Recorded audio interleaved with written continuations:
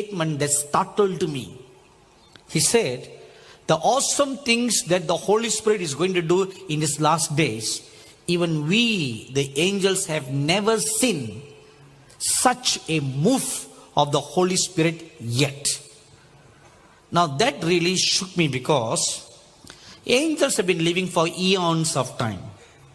And they saw every great thing that God has done. They saw the creation, they saw this, they saw all the things. And they saw God speaking the worlds into existence. And He says, whatever we have seen God do is nothing compared to what is God going to do in the last days.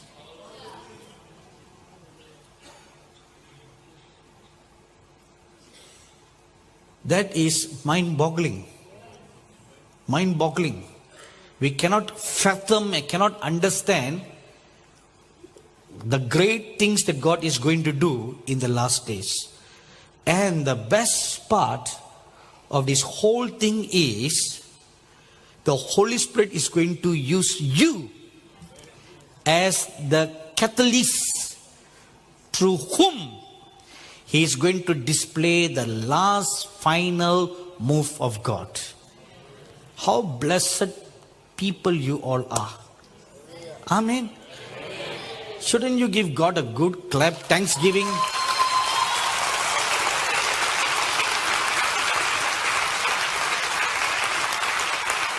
You know, our dear brother Neville always says this sentence.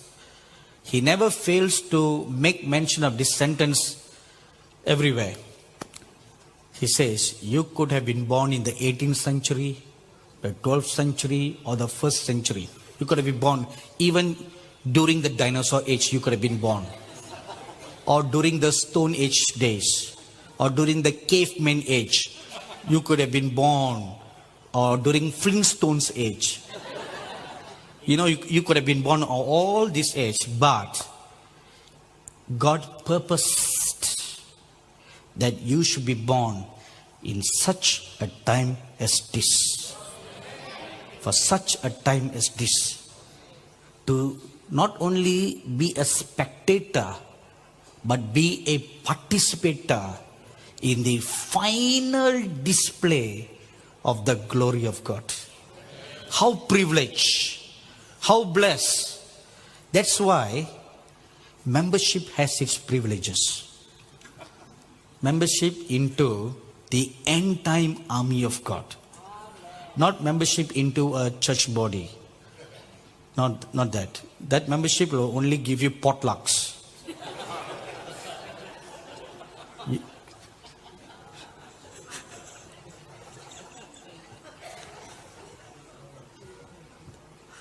You all never have potlucks in your church? Yes or no? Then why do you give me the look as if you all are so holy saints who never have potlucks? You just fast and pray all the time. Look at your faces. You have potlucks, don't you? Right. We don't want that kind of membership. Do you? You should become a member of God's end time army. The remnant church. Who will experience all the glories of God for one final display. You know, the days of apostles are not the last days, but the beginning of the end.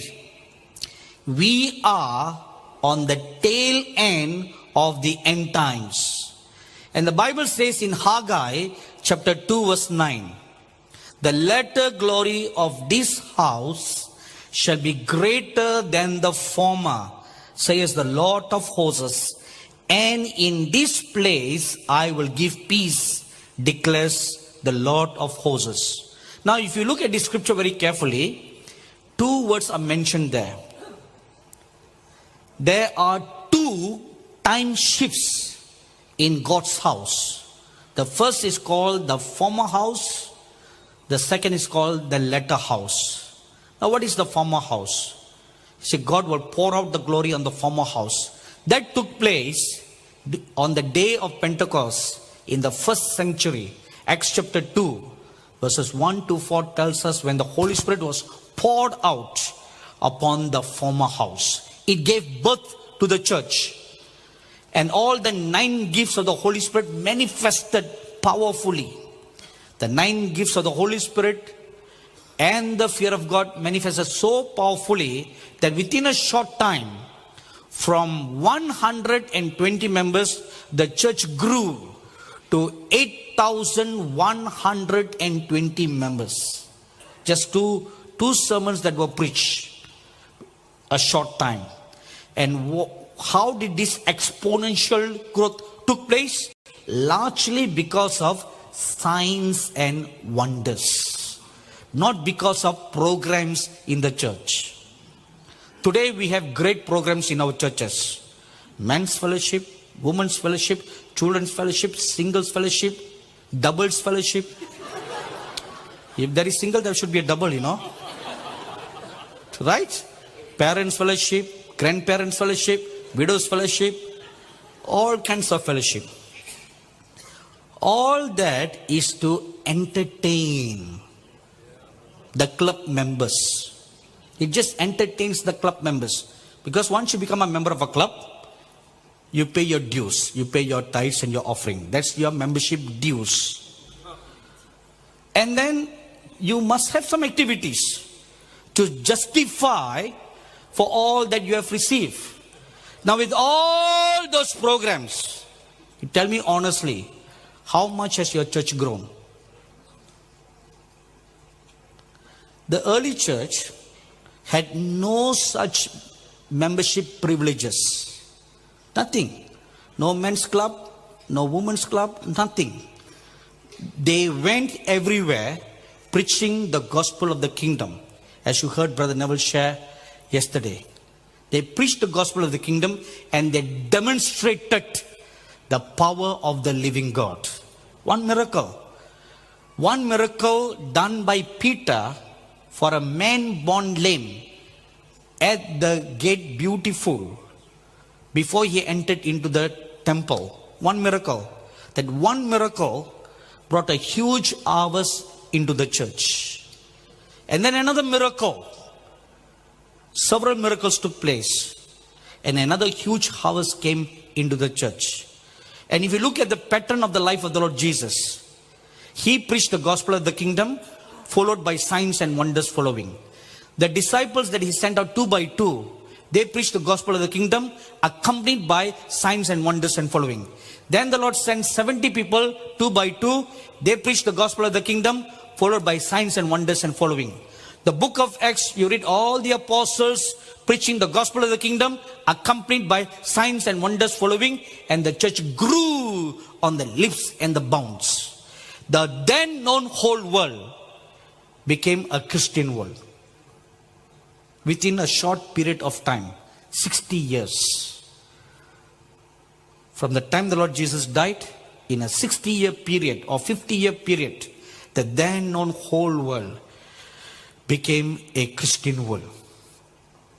Now after 2000 years, with all the modern gadgets that we have today, with all the modern technology that we have today, we have hardly scratched beyond 500 million, half the world.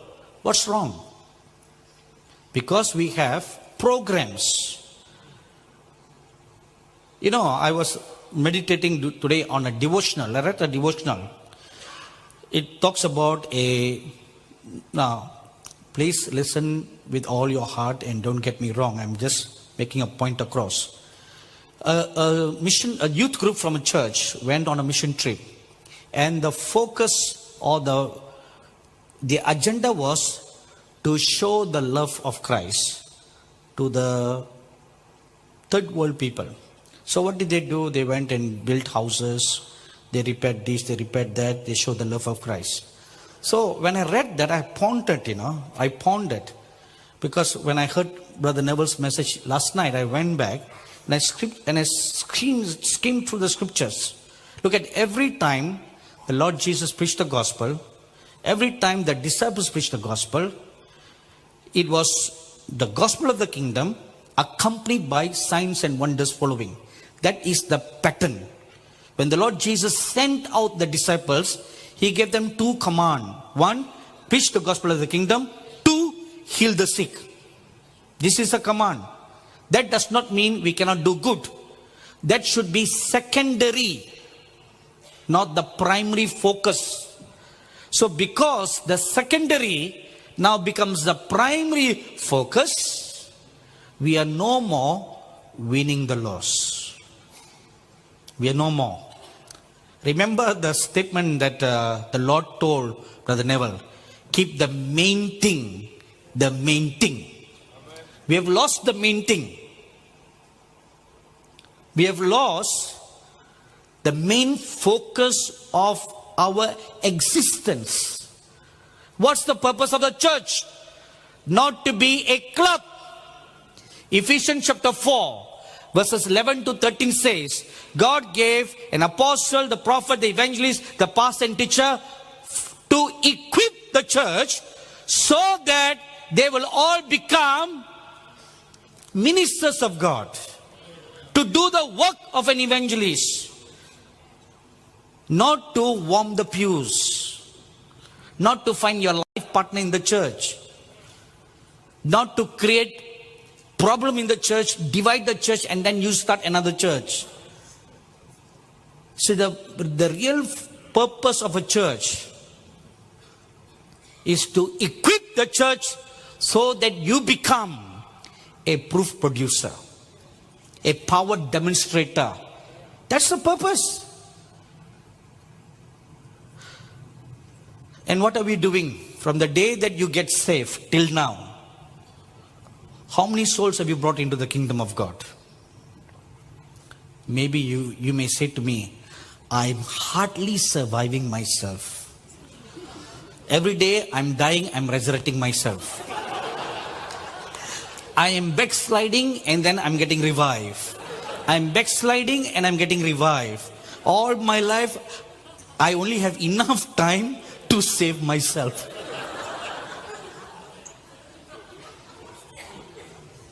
How can I go and evangelize others when I am dying and resurrecting, dying and resurrecting?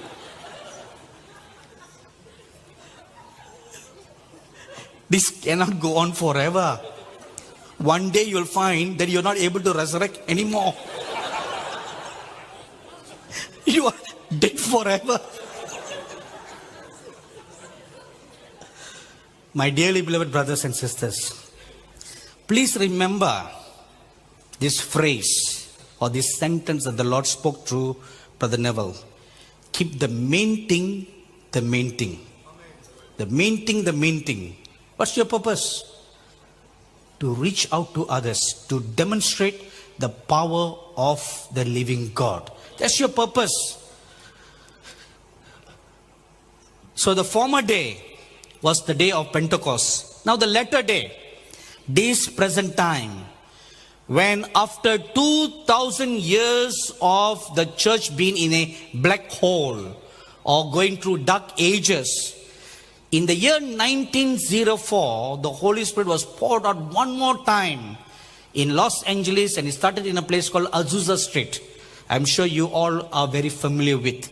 From that time onwards, the anointings of the Holy Spirit was picking momentum till it's now reaching a crescendo in these last days.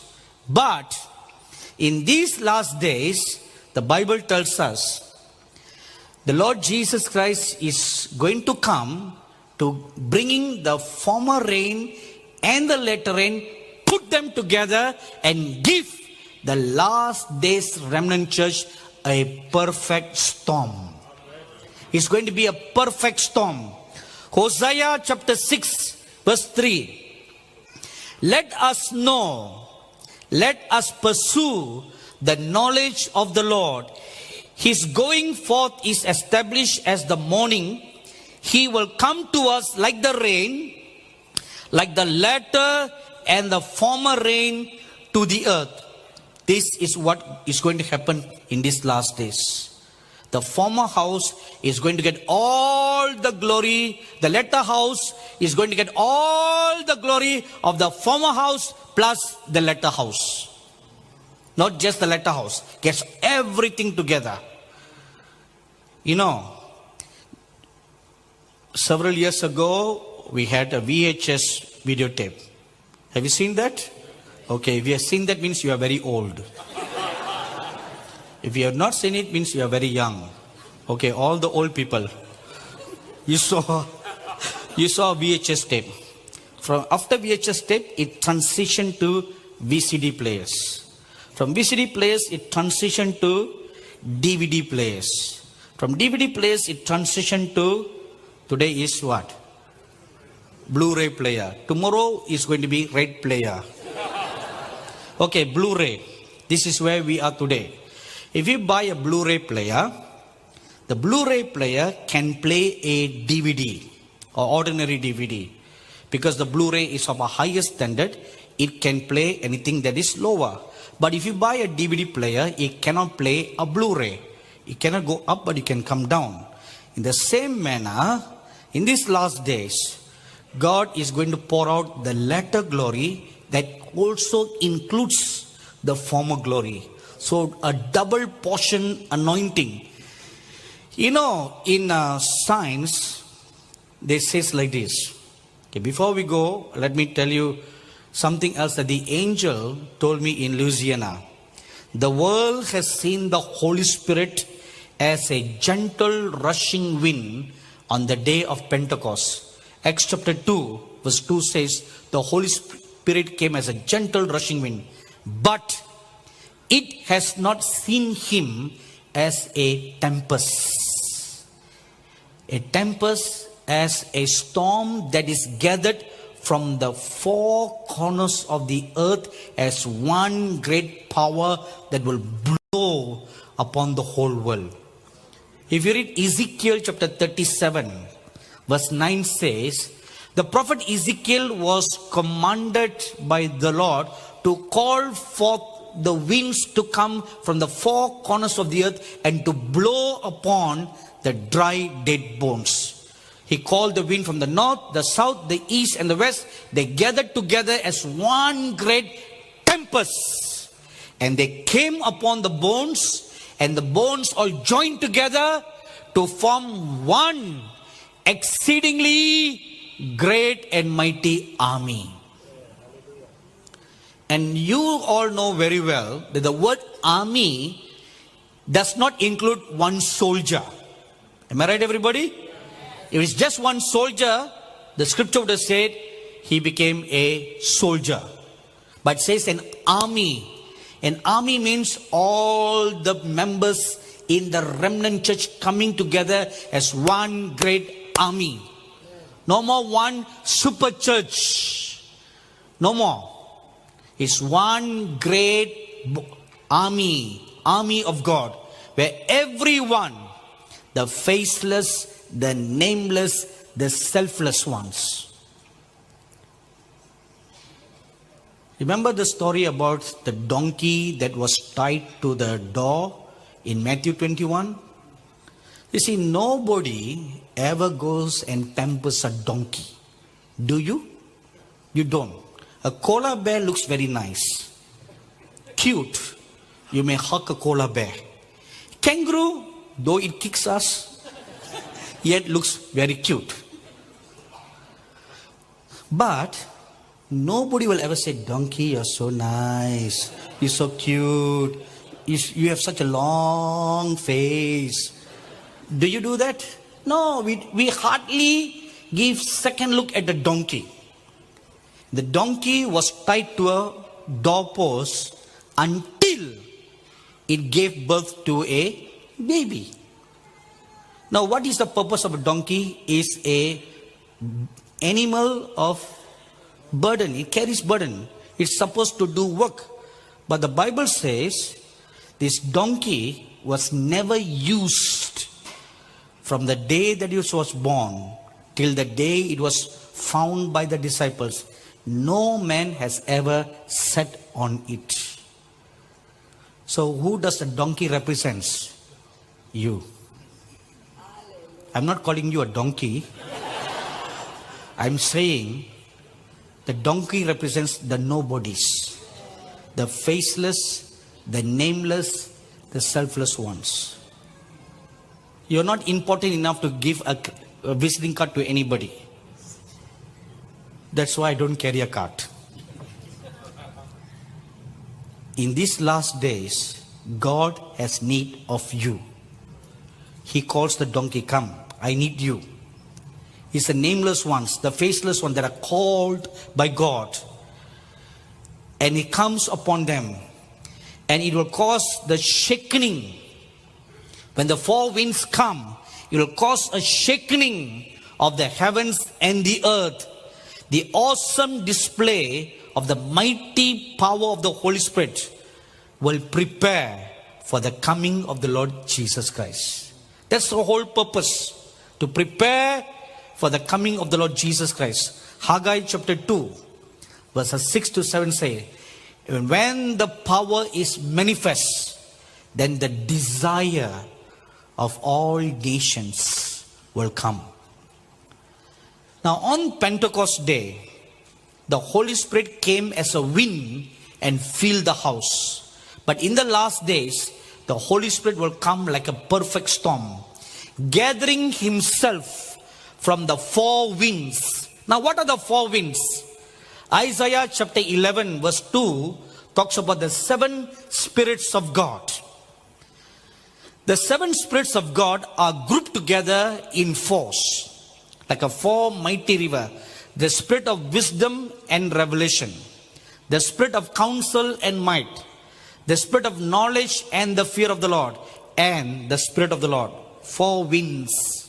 Four winds of the seven spirits of God. They come together as a mighty force. You know, when mighty winds and tempests blow, they just don't blow by themselves. Fire also accompanies it. In Revelation chapter 4 verse 5, you will read about seven flames of fire before the throne of God. And these seven flames of fire are the seven spirits of God. Now these seven fires will come and join together as one in seven colors of the Holy Spirit, and they will join the seven winds and come upon all of you. So what do they represent? God will anoint the last days remnant church with the seven spirits of God. Amen. It will be poured out in an abundant measure. I think the word abundant measure is not right.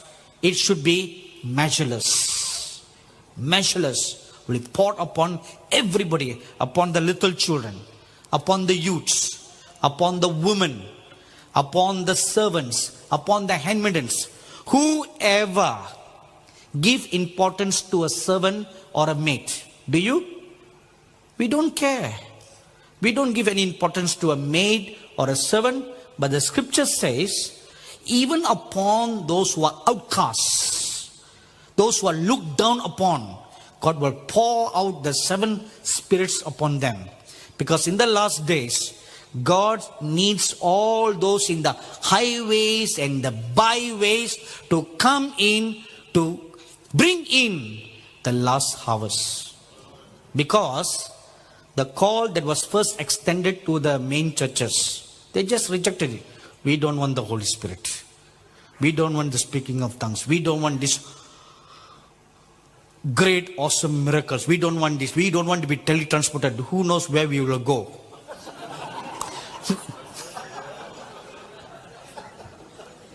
We don't know all that. So scary.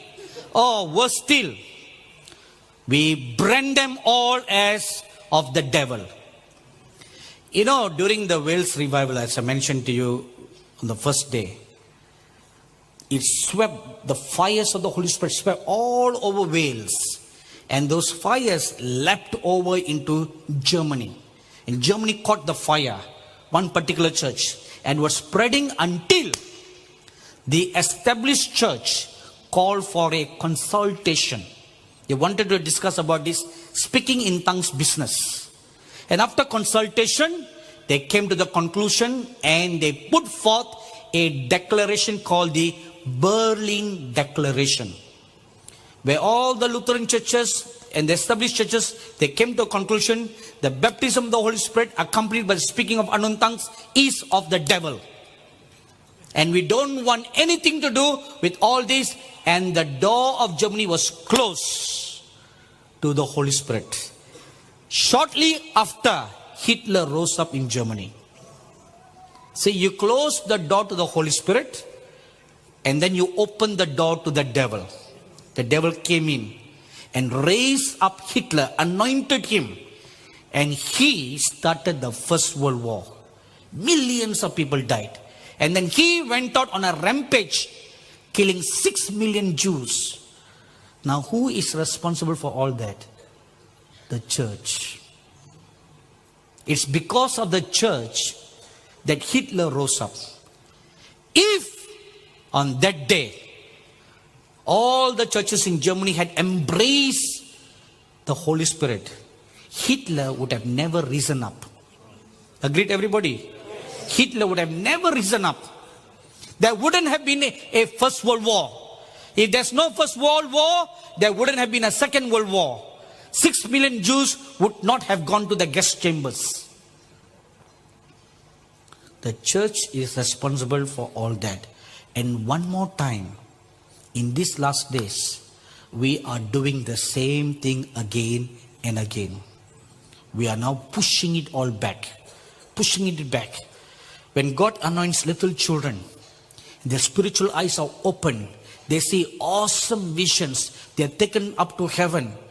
You know, there are many pastors and churches that denounce all this as of the devil. I have personally interviewed children, little children, 2-year-olds and 4-year-olds. They have seen visions that are in the book of Revelation, and the parents have swear to me that they have never read the book of Revelation to their children. The children have never heard of the book of Revelation, never seen anything related to the book of Revelation, never heard the book of Revelation, but they see amazing scenes as it is in the book of Revelation. Where did they get that from? Can you say they just imagine it? How can they imagine drawing a living creature that has the face of a lion and a human body with 4 wings and eyes all over the body? Can you imagine anything like that? No, how can a 2-year-old imagine it? And a 4-year-old girl, a pastor's daughter in New Delhi, a Nepali girl, Nepali church pastor's daughter in New Delhi, the capital of India, she was taken to heaven. And there she saw many animals in heaven. Among them was a unicorn, a horse with a beautiful white horse with a horn on its head. And the pastor never told this to anybody. He just kept it to himself. And before this incident, I was preaching at a children's camp in Darjeeling, in India. And my host picked me from the hotel to go to the auditorium. And on the way, he asked me some questions about some of the visions that I've seen in heaven. So I told him, okay, I'll share with you on a promise that you will never breathe a word to anybody. He said, Scout's honor. So I shared with them something, and I mentioned about this unicorn that I've seen. And with horses with wings and how they fly and all that. So he just kept to his heart. And then this young man, he went to New Delhi to do a youth ministry. And the pastor shared in private what the daughter saw. And this young man was shocked.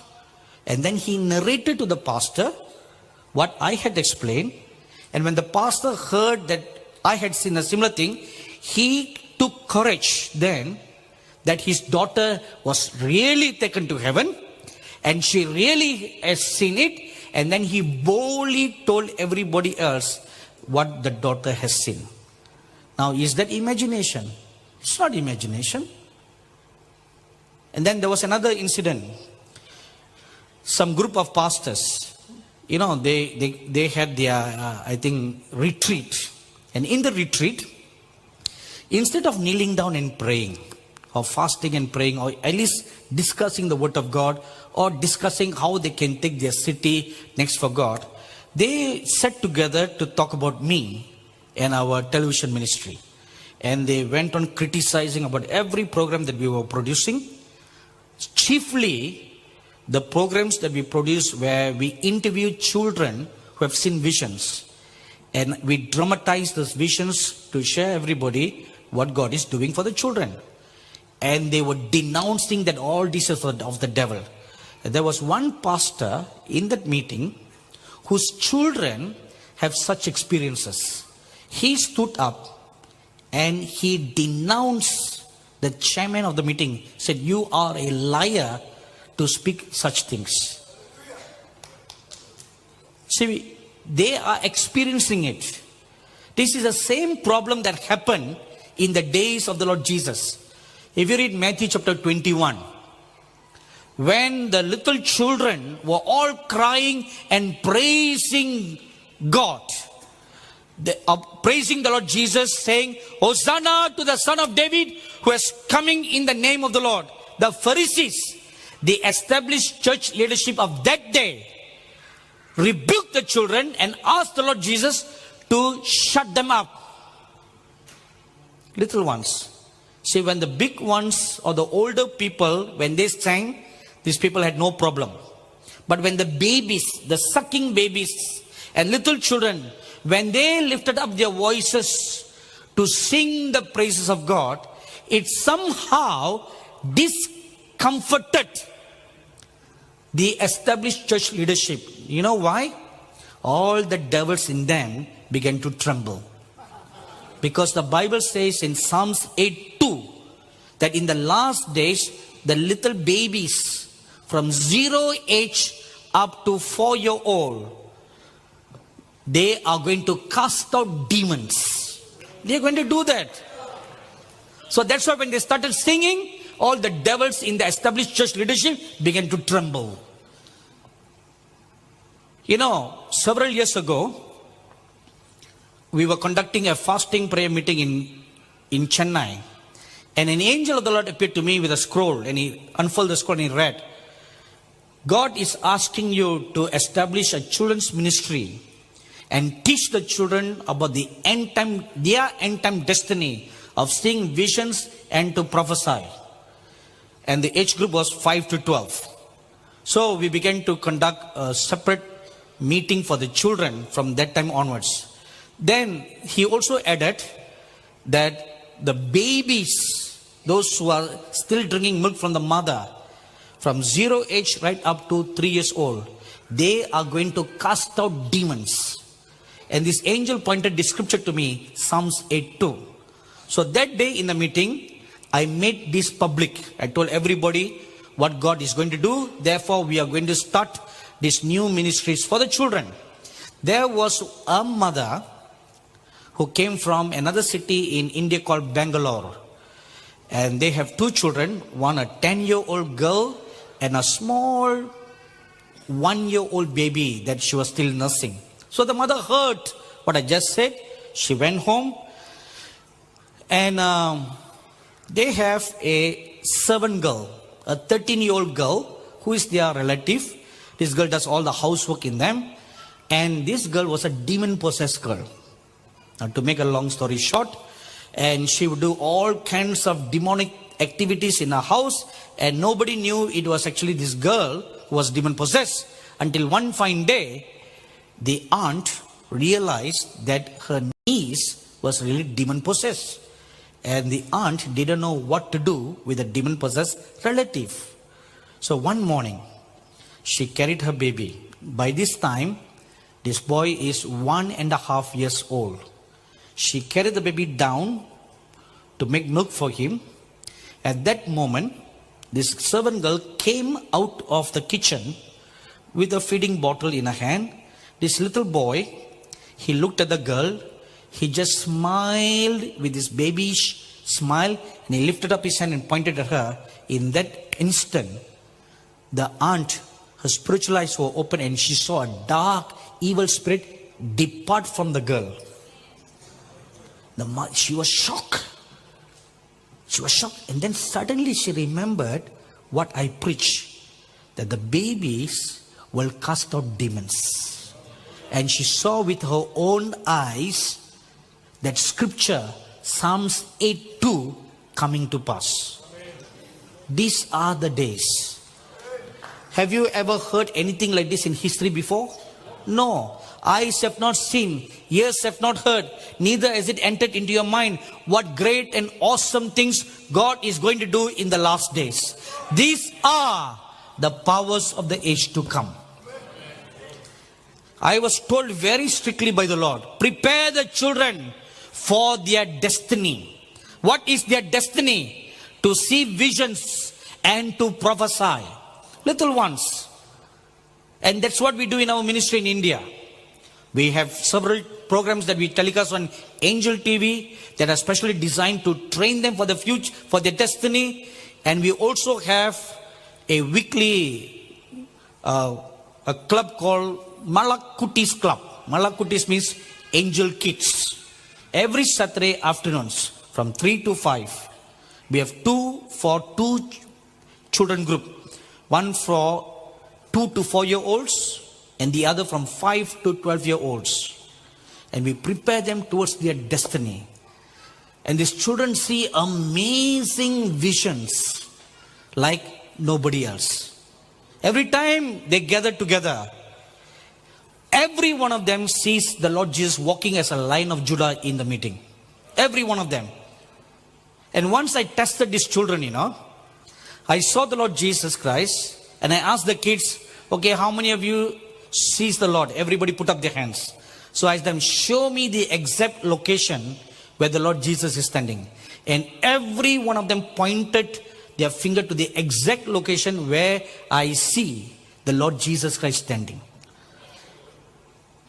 If I didn't say, how can all the children point their finger at the same direction? So they're not lying, are they? This is their destiny.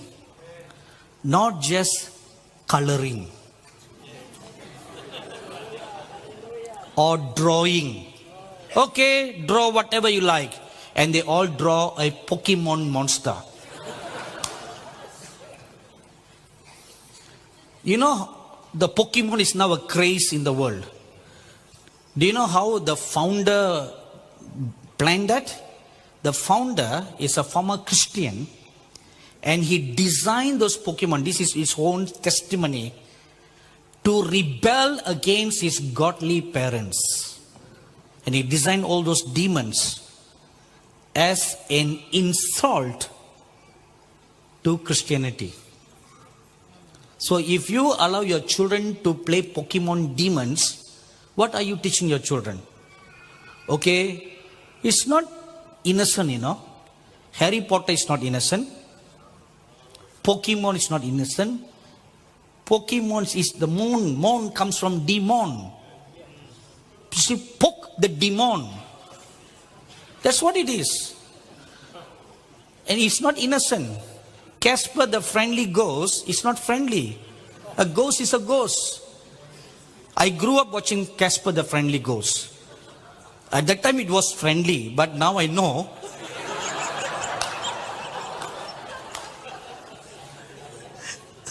It's not so friendly, ghosts are ghosts. There's no such thing as friendly ghosts or unfriendly ghosts. My dearly beloved brothers and sisters, if you will not prepare your children for their ultimate destiny, the devil is already preparing your children to serve the Antichrist army. So whom do you want your children to serve? The army of God or the Antichrist army? If you will not do anything about it these days, just like what Mordecai told Esther, if you are going to remain silent, your kids will be the first one to take the mark of the beast. Because their mind has already been programmed by the demons. Already all programmed. And if their minds are programmed, your mind will be, without much further, also be programmed to receive the mark of the beast. So, the final manifestation of the Holy Ghost will be in great power and great glory. We must therefore have a knowledge of the workings of God in these last days. How are the gifts going to manifest? We mentioned earlier that everything works by faith. Translations by faith. If it is by faith, why go through a seminar? This is what God is going to do. But we need to have the knowledge. Like I mentioned to you earlier, Michael was able to have all these wonderful experiences because someone who had plowed the land wrote a book. And through the book, Michael was taught, Michael was tutored, Michael was trained how to enter into the realm of being translated. Somebody taught him. Somebody trained him. That's the purpose of all this. Schools of translation, schools of prophets. The purpose is to teach you how to engage in the truth so that you will not be deceived by the false. So now, what are some of the powers of the age to come? Now, we are not able to go into great detail, but whatever that's written in these last days, 7 horns anointing is in a greater depth of the powers of the age to come, which I'm going to share shortly right now. Number 1, our bodies will be infused with the power and the glory of God. Acts chapter 5, verse 12 to 16. The power and the glory was so infused in the body of Peter, so much so, when he walked on the streets, his very shadow touching the sick healed the sick. How can a shadow in the natural heal anybody? It's not the shadow, it's the aura. See, the glory produces an aura. I'm sure you're familiar with that. It's that aura. When you come within that perimeter on the ground of that presence, the aura of God, you are healed. So that is the first one. That is why you read in Exodus chapter 3, verses 2 to 5, when the prophet Moses came within the vicinity of the burning bush, the angel told him, remove your shoes. He came within the aura of the presence of God. And the presence of God is holy. Again, you read in Joshua chapter 5, verses 13 to 15. An angel of the Lord appeared before Joshua, and this powerful angel carried the very presence of God. So when he came near, the first thing, as soon as his feet touched the perimeter of the aura of the glory and the power that this angel was carrying, the first thing he was told, remove your shoes. You are standing on holy ground. See, that is the power and the glory that will be infused in your body. Your very body becomes like what the Apostle Paul calls, we bear the excellency of the power of God in earthen vessels. That's what he meant. In earthen vessels, we carry it. Your body becomes infused with the power and the glory of God. Secondly,